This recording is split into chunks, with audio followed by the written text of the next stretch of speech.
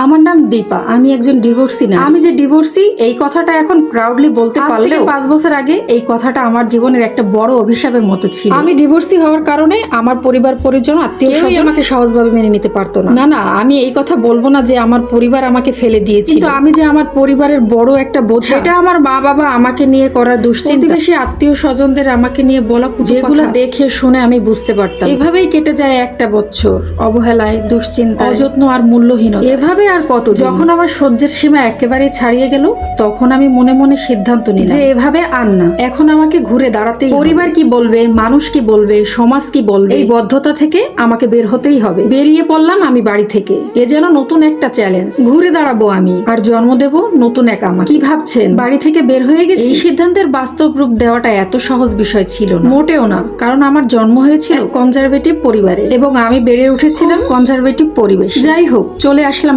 ঢাকাতে আসার পর আমার জীবনটা এত চ্যালেঞ্জিং হয়ে যায়, আমি কোথায় থাকবো, কি খেয়ে বেঁচে থাকবো, বিশ্বাস করেন আমি কিছুই জানতাম না। আর এতটুকু সামর্থ্য ছিল না আমার তো। শুধুমাত্র ঢাকায় থাকা খাওয়ার জন্য আমি খুব অল্প বেতনের হলেও চাকরি খুঁজতাম। বিশ্বাস করেন কোথাও আমার চাকরি হয়নি। পরিচিত একটা বড় ভাই ছিল, একদিন তাকে ফোন দিলাম একটা চাকরির জন্য। উনি আমাকে বলেছিলেন 2 দিন পরে আমাকে জানাবেন। ঠিক 2 দিন পরে উনি আমাকে ফোন দেয়, আর ফোন দিয়ে বলে উনি আমার জন্য একটা চাকরি দেখেছেন। বিশ্বাস করেন আমি কি পরিমাণের খুশি হয়েছিলাম এই খবরটা শুনে। সেই চাকরিটার জন্য সিকিউরিটি মানি হিসেবে আমাকে 10,000 টাকা দিতে হবে। কি বলবো বলেন, এতটাই বোকা ছিলাম তখন। এরকম যে কখনো হয় না বা হতে পারে না, এই ব্যাপারে আমার কখনোই কোনো ধারণা ছিল না।